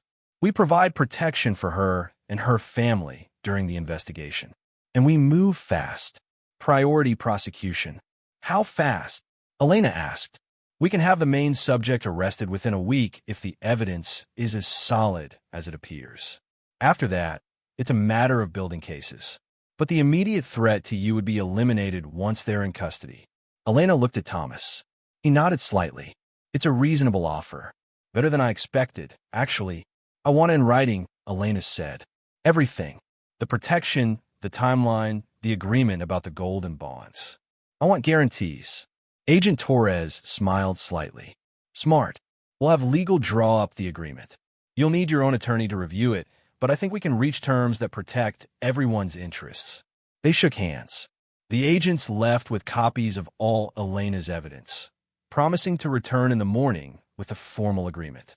After they were gone, Elena slumped in the chair, exhaustion crashing over her like a wave. Is this real? Did I just negotiate with the FBI? You did, Thomas said, and you did well. Most people in your situation would have panicked, given up everything just to feel safe. You held your ground. I'm terrified. You should be. This is terrifying. He sat across from her. But you're also about to become very wealthy. If the FBI follows through, if the gold and bonds are released to you, you'll have enough money to never worry about rent or food or your children's futures again. Elena put her hand on her belly, feeling the baby move. My daughter asked me yesterday why we're different from other families. Why she can't have new shoes like her friends. Why we eat cereal for dinner. I didn't know what to tell her. Soon you'll be able to tell her things are going to change. The next week was a blur of activity that felt surreal. The FBI moved Elena, Lily, and Mrs. Chun to a hotel under assumed names. Agents stood guard outside their room 24 hours a day. Thomas brought the agreement for Elena to sign, and true to their word, it was everything they'd promised. The FBI would take possession of all documents and evidence related to criminal activity. They would conduct their investigation and prosecutions. The gold and bonds would remain sealed in the vault under federal protection until the origin could be determined. If no criminal origin could be proven within 6 months, ownership would transfer to Elena. In exchange, Elena would cooperate fully, testify if needed, and agree to keep the details confidential until the FBI gave permission to go public. She signed. What choice did she have? 3 days later, the arrests began. Elena watched the news from her hotel room, Lily beside her eating pizza that the FBI had ordered, as the anchors reported in breathless tones about the massive organized crime sweep happening across Chicago. Federal agents have arrested 17 people today in what they're calling the largest organized crime bust in decades. Among those arrested are alleged members of the Castellano and Rossetti crime families, along with 2 city councilmen, a Cook County judge, and 3 Chicago Police Department officers. Mugshots flashed across the screen. Elena recognized several faces. Mario Castellano, who'd come to the factory. Frank Rossetti Jr., who'd threatened her daughter. Detective Sarah Chun, who'd tried to search the property. Authorities say the arrests are based on evidence discovered in what they describe as a 70-year-old insurance vault containing detailed records of criminal activity, corruption, and murder. The investigation is ongoing, and more arrests are expected. The next day, Marcus Brennan was arrested for conspiracy to commit witness intimidation. His connection to the Castellano family became public. Brennan Properties Development had been laundering mob money for 2 decades. Jennifer Walsh, the real estate agent who'd made the first offer, was questioned but not charged. She claimed she'd been hired by a shell company and had no knowledge of criminal intent. The FBI didn't believe her, but they couldn't prove otherwise. Within a week, the immediate threat was eliminated. The people who'd wanted to silence Elena were in federal custody, facing RICO charges, murder charges, corruption charges. Their families scattered. Their empires crumbled. And Elena was free to go home. Except she didn't have a home. Not really. The studio apartment was too small, too vulnerable. The factory was still a crime scene, sealed by federal order. But the GoFundMe that had been started for her legal costs had grown. After the news broke about the arrests, about a pregnant single mother who'd accidentally exposed decades of organized crime corruption, donations poured in. $50,000, then $100,000, then $200,000. People sent money from across the country, sent messages of support, called her brave, called her a hero. Elena didn't feel like a hero. She felt exhausted and scared and desperate to hold her daughter somewhere safe. Mrs. Chun found them a rental house in a quiet suburb. 3 bedrooms, a fenced yard, far from the industrial district and its ghosts. The FBI helped them move in, checked the security, installed panic buttons. "You'll be safe here," Agent Kim assured her. "The major players are in custody. The rest of the family is more concerned with their own legal problems than coming after you." "How long until I know about the gold?" Elena asked. "We're working on it. The bonds are clean. We verified that. Government issued, legally purchased, just never cashed. Those alone are worth approximately $18 million at current redemption value." Kim smiled. "The gold is taking longer. We're tracing the purchase records, but so far everything indicates Castellano bought it legally. Used it as a hedge against inflation, which was smart. Stored it in his own vault, which was smarter. So I'll get it. I can't make promises, but it's looking good. The U.S. attorney wants to avoid a protracted legal battle over asset forfeiture. If we can't prove the gold is proceeds of crime, and if you're willing to testify, I think they'll release it to you." Elena testified 3 months later, 1 week after giving birth to her son. She named him Joseph, after the man whose secrets had changed her life, though she called him Joey to distinguish him from the weight of history.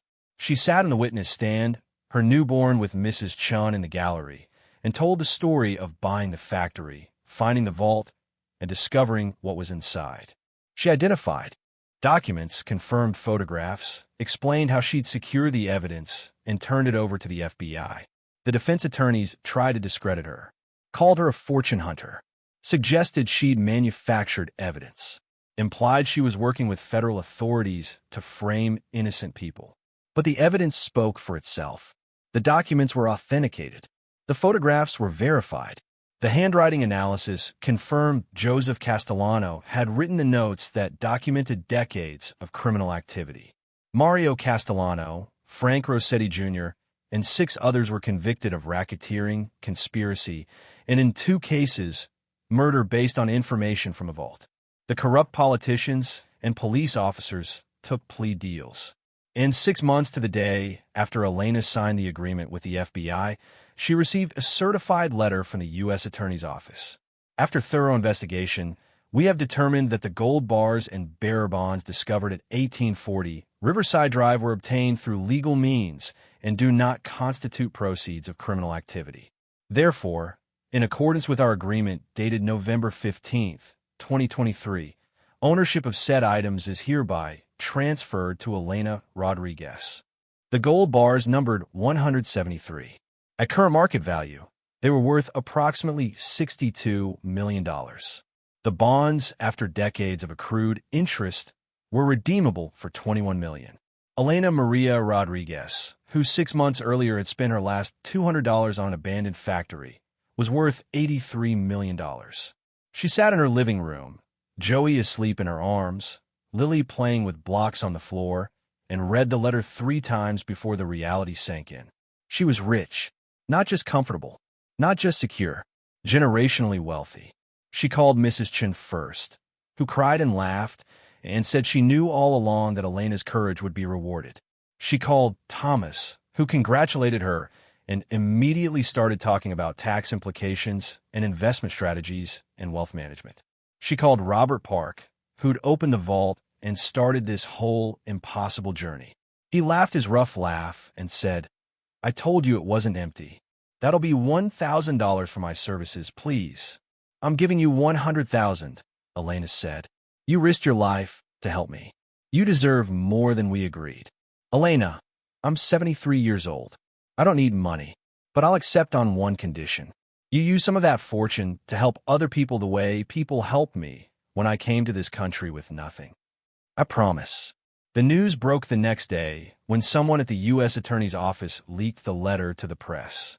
"Single mother wins $83 million fortune," ran as the headline, with Elena's photo beside it. Suddenly, everyone wanted to talk to her. News programs, magazines, book publishers, movie producers. Her phone rang constantly. Strangers showed up at her house. Long-lost relatives suddenly remembered they existed. It was overwhelming and terrifying and occasionally wonderful. But the thing Elena found most surprising was how the people who'd mocked her, who'd called her crazy and foolish and stupid for buying that factory, now claimed they believed in her all along. Marcus Brennan's sister called from prison where she was awaiting trial and said she'd always thought Elena was brave. Jennifer Walsh sent flowers and a note saying she'd admired Elena's courage from the start. Even the clerk from the county auction house called to say she'd had a good feeling about Elena that day. Elena didn't believe any of them, but she accepted their words with grace because she'd learned that success made people rewrite history, and there was no point in fighting about it. The people who mattered, the ones who'd helped when she had nothing, those are the ones she remembered. Victor from the auto shop got a new building for his business, fully paid, with enough money to hire the workers he'd always needed. Mrs. Chun received a trust fund that would support her for the rest of her life, plus money to travel and visit family in Taiwan she hadn't seen in 30 years. Thomas Chun had his law school loans paid off and seed money to start his own practice focused on property rights for low-income clients. Robert Park got his $100,000, which he immediately donated to a scholarship fund for immigrant children interested in technical trades. Davis, the homeless man who'd warned her about the basement, received help finding housing and a job. He wrote Elena a letter saying he'd never expected kindness from someone with so much to lose, and her compassion had reminded him that good people still existed. And for the squatters who'd been living in the factory when she bought it, Elena established a fund to help them find permanent housing and job training. Not because she had to, but because she remembered what it felt like to be desperate and invisible. But the project closest to Elena's heart was the factory itself. Instead of tearing it down or selling it, she decided to restore it. Not as a monument to Joseph Castellano's criminal empire, but as something new, something hopeful. She hired architects who specialized in historic preservation. She brought in environmental engineers to remediate the contaminated soil. She replaced every broken window, reinforced every weakened beam, cleaned every surface. And when it was finished, the factory became the Castellano Community Center. The first floor housed a free legal aid clinic where people could get help with property disputes, tenant rights, and immigration issues. Thomas Chun ran it with a staff of young lawyers eager to make a difference. The second floor was dedicated to job training. Carpentry, welding, electrical work, plumbing. All the skilled trades that had employed Elena before she was forced out. The instructors were veterans of those industries, teaching the next generation. 50 students at a time, all tuition-free, all given tools and support to build careers. The third floor was daycare and early childhood education, free for working parents in the neighborhood. Because Elena remembered what it was like to scramble for childcare, to choose between work and being with your child. And in the basement, behind reinforced glass in a climate-controlled room, sat the vault. Still locked, still imposing, but now a museum piece. Elena had donated several of the non-sensitive documents from the vault to create an exhibit about Chicago's history, organized crime's impact on the city, and the importance of accountability. The vault that had held secrets for 70 years now taught lessons about integrity, justice, and the truth that eventually comes to light. The community center opened 1 year after Elena bought the factory. The entire neighborhood turned out for the ceremony. Elena stood on the front steps, Joey on her hip, Lily beside her holding the ceremonial scissors, and looked at the crowd. She saw Victor grinning proudly in his new shop uniform. She saw Mrs. Chun dabbing tears from her eyes. She saw Thomas and Robert standing together like the unlikely team they'd become. She saw Davis, clean-shaven and wearing the work clothes from his new construction job. And she saw hundreds of faces she didn't know. People from a neighborhood, from across the city, who'd heard the story and wanted to see what one woman's courage had created. A year ago, Elena said into the microphone, her voice carrying across the crowd, I stood in a county courthouse and bid $200 on a building everyone said was worthless. People called me crazy, called me foolish, said I was wasting my money and risking my family's safety on a foolish dream. She paused, looking at the restored factory behind her. The gleaming windows, the repaired facade, the sign that read Castellano Community Center, built on truth, dedicated to tomorrow. They were right to be skeptical. This building was a disaster. It needed millions in repairs. It sat on contaminated land. It had a dark history. By every practical measure, buying it was a terrible decision. Lily tugged her sleeve, confused. Elena smiled down at her daughter. But what I learned is that sometimes the things everyone dismisses are exactly what you need to find. Sometimes the broken places hold the greatest treasures. Not just gold or money, though, yes, I found that too. Laughter rippled through the crowd. But treasure in the form of opportunity, in the form of truth, in the form of a chance to build something that matters. She shifted Joey in her arms. This building was built by a man with secrets to hide. It housed criminal enterprises. It stored evidence of corruption and violence. But that was then. Today, it's something different. Today, it's a place where people can get help, can learn skills, can build futures. We took something dark and made it light. We took something broken and made it whole. Elena's voice strengthened. And I want every person here, especially the young people, to understand something. You don't need millions of dollars to change your life. I didn't have millions when I bought this place. I had $200 and a desperate hope that things could be better. What changed everything wasn't money. It was refusing to accept that I deserved less than a good life just because I was poor, or because I was pregnant, or because I was a woman in a world that didn't always value women's voices. She looked directly at the young faces in the crowd. Don't let anyone tell you that you can't. Don't let them say your dreams are too big or your resources too small. Don't let them convince you to settle for less than you deserve.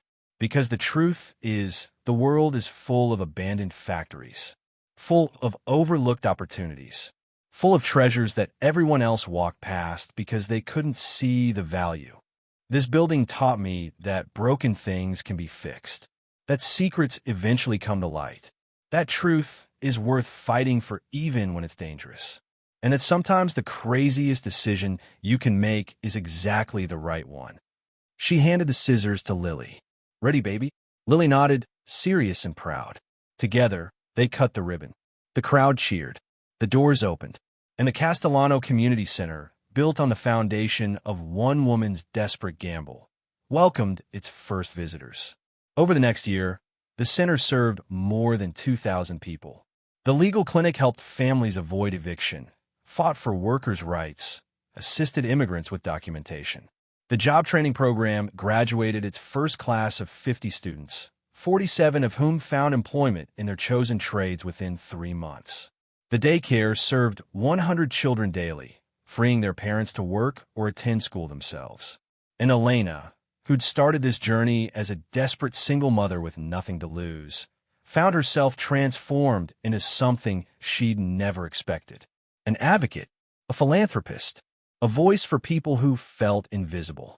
She spoke at universities about property rights and economic justice. She testified before city council about the need for affordable housing and job training. She wrote op-eds about giving second chances to people society had dismissed. And she never forgot where she came from. Every morning, before going to her office at the community center, Elena drove past her old apartment building. The studio with the mold in the bathroom, the thin walls, the constant stress of not having enough. She didn't do it to remind herself how far she'd come, though that was part of it. She did it to remember the woman she'd been. The woman who'd stood in that auction house with her last $200 and decided to take a chance on something everyone else had given up on. Because that woman, desperate and scared and pregnant and broke, had changed everything.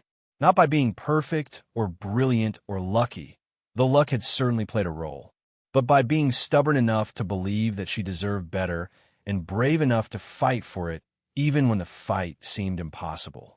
2 years after buying the factory, Elena stood in the basement museum, looking at the vault through its protective glass. Tourists moved around her, reading the placards, examining the photographs, learning the history. A young woman approached, maybe 22 or 23, nervous but determined. Ms. Rodriguez, I'm sorry to bother you, but I wanted to thank you. For what? For telling your story.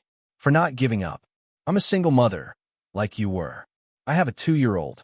I'm trying to finish my degree while working 2 jobs. Most days I want to quit. It feels impossible.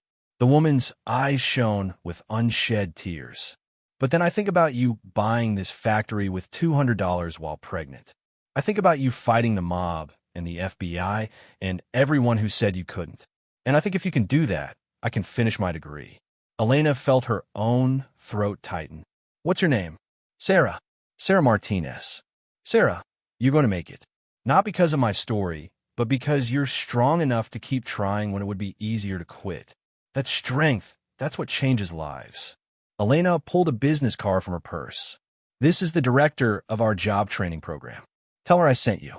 We have scholarships available, childcare support, whatever you need to finish school while keeping your family stable.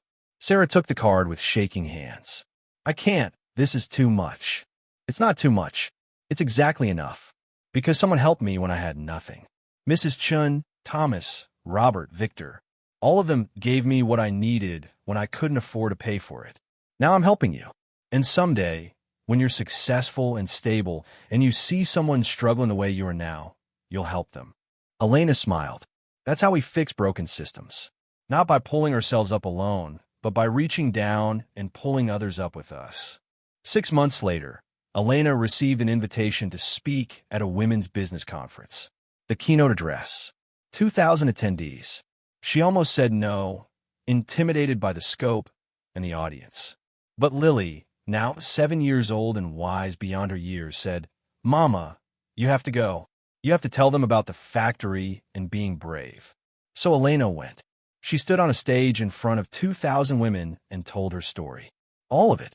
The auction, the mockery, the discovery, the danger, the triumph. She talked about being poor and pregnant and desperate, about spending her last $200 on a building everyone said was worthless, about finding $83 million in a basement vault and nearly dying for it. But mostly, she talked about the moment of decision. The moment when she could have taken the $50,000 or the $75,000 or the $250,000 and walked away safe. Everyone would have called that smart, she said. Practical, reasonable. Take the money and run. Cut your losses. Don't be greedy. She paused, looking out at the sea of faces. But I didn't take it. Not because I'm brave or special or gifted. I took it because I was tired. Tired of settling. Tired of accepting less. Tired of letting other people decide what I deserved. And I think a lot of you know that feeling. You've been told to be grateful for what you have, to not rock the boat, to accept the salary they offer, the position they're willing to give you, the opportunities they deem appropriate for someone like you. Her voice grew stronger. But what if you said no? What if you demanded more? What if you bought the factory everyone said was worthless and fought for what was yours? The audience was silent, hanging on every word. I'm not saying it's easy. I'm not saying it's safe. I spent months terrified I'd be killed. I gave birth while in protective custody. I risked everything on the chance that what I've found was real and valuable and worth fighting for. Elena's voice softened. But I won. And you can too. Not by finding a vault full of gold, that was lucky, but by refusing to accept that you're worth less than you know you are. The standing ovation lasted 5 minutes.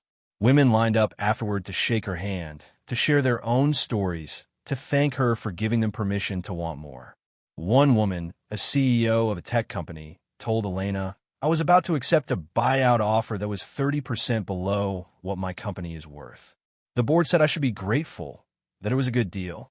But after hearing your story, I'm going to fight for full value, even if it means the deal falls through." Good, Elena said. Fight for what's yours. 3 years after buying the factory, Elena established the Rodriguez Foundation. Its mission was simple: provide resources and support to single mothers trying to build better lives for their families. The foundation offered grants for education, seed money for small businesses, emergency fund for families facing eviction or medical crisis. It partnered with the community center to provide job training and child care. It advocated for policy changes to support working families. In its first year, the foundation helped 800 families. In its second year, 3,000. The need was endless, but so was Elena's commitment. She funded it all from the careful investment of her fortune. The gold and bonds had been liquidated strategically, turned into diversified investments that generated steady income. She paid herself a modest salary, lived in a comfortable but not extravagant home, drove a practical car. The rest went to the work, to helping women who reminded her of herself 3 years earlier. Desperate, struggling, doing everything right, and still falling behind. And slowly, she started to see change. Not just in individual lives, though those stories filled her heart, but in the community itself. The neighborhood around the factory, which had been dying when Elena bought the building, started to revive. New businesses opened. Property values increased. Families moved in. The homeless camps under the bridge shrank as people found housing and support. It wasn't just Elena's work. It was all the people she'd brought together. The lawyers and teachers and tradespeople and social workers. All of them invested in proving that broken places could be fixed, that overlooked people could thrive, that sometimes the best investment you can make is in human potential. For years after buying the factory, Elena was featured on the cover of Time magazine. The Accidental Activist: How One Woman's $200 Gamble Changed Chicago. The article detailed her journey from struggling single mother to wealthy philanthropist to advocate for economic justice. It highlighted the community center, the foundation, the thousands of lives impacted by her work. But the quote they used for the headline came from an interview where Elena was asked what she'd learned from the whole experience. I learned that the things everyone dismisses are often the most valuable. That broken doesn't mean worthless. That secrets eventually come to light. And that sometimes the craziest thing you can do is believe you deserve better and fight for it, even when everyone says you're wrong. The magazine sold out. The article went viral. Elena's foundation received so many donations they had to hire additional staff to manage them. And in the basement of the Castellano Community Center, visitors stood in front of the vault and read the plaque Elena had installed. This vault held secrets for 70 years. Secrets that powerful people wanted to stay hidden. But truth has a way of emerging, often in the most unexpected ways. One woman's courage brought these secrets to light and transformed them into something good. Let this stand as a reminder that darkness can become light, secrets can become truth, and broken places can become whole. All it takes is someone brave enough to look beyond what is and imagine what could be. Elena stood in that basement on the 5-year anniversary of buying the factory.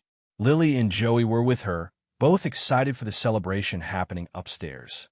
5 years of the community center serving the neighborhood. 5 years of lives changed. "Mama," Lily asked, "do you ever wish you'd taken the money those people offered? It would have been easier." Elena looked at her daughter, now 10 years old and already showing signs of the strong woman she'd become. "Easier isn't always better, baby. If I'd taken that first offer, $50,000, yes, it would have been easier. We would have been safe. We would have had enough. But I wouldn't have found what was really in that vault. I wouldn't have helped thousands of people. I wouldn't have learned that I'm stronger than I thought, braver than I knew, and worthy of fighting for good things, even when it's scary." She pulled Lily close. "And I wouldn't be able to teach you that same lesson, that you're worth more than the world might tell you, that you should never settle for less than you deserve, that broken things can be fixed if you're willing to do the work." Joey, 3 years old and already showing his mother's stubborn determination, tugged at her sleeve. "Mama, can we see the vault?" They stood together in front of the glass, looking at the massive steel door that had started everything. The door that had held secrets and treasures. The door that had changed their lives. 5 years ago, Elena said quietly, "I was standing in a county courthouse with my last $200, 7 months pregnant, terrified and desperate. Everyone thought I was crazy to bid on this building. And you know what? They were probably right." She smiled. But crazy people change the world. Crazy people refuse to accept that things can't be different. Crazy people take impossible chances on worthless buildings and find treasures everyone else missed. "Are we rich now?" Joey asked with a child's directness. "Yes, baby. We're very rich." "Good," he said seriously. "Now you can buy all the toys." Lily rolled her eyes with the superiority of an older sibling. "It's not about toys, Joey. It's about helping people. Can't we do both?" Elena laughed and hugged both her children close. "Yes, we could do both. We could take care of ourselves and help others. We can be successful and generous. We can remember where we came from while building toward where we're going." She looked one last time at the vault, then led her children upstairs to the celebration. 500 people filled the factory floor that evening. People whose lives had been touched by the community center, by Elena's foundation, by the simple act of one woman refusing to give up on a building everyone else had dismissed. There were families who'd avoided eviction because of emergency grants. Workers who'd learned new trades and found good jobs. Children who'd received quality daycare while their parents worked or studied. Immigrants who'd gotten legal help navigating complex systems. All of them there because Elena Rodriguez had been crazy enough, brave enough, desperate enough to spend her last $200 on an abandoned factory. Victor approached her with a glass of champagne, grinning. 5 years. Hell of a journey. Hell of a journey, Elena agreed. "You know what I think about sometimes?" Victor said, "That day you showed up, pregnant and determined, telling me you'd bought this place. I thought you were the biggest fool I'd ever met." "I was a fool." "No." Victor shook his head. "You were brave. There's a difference. Fools make bad decisions. Brave people make hard decisions. You made the hardest decision of your life, and you changed everything because of it."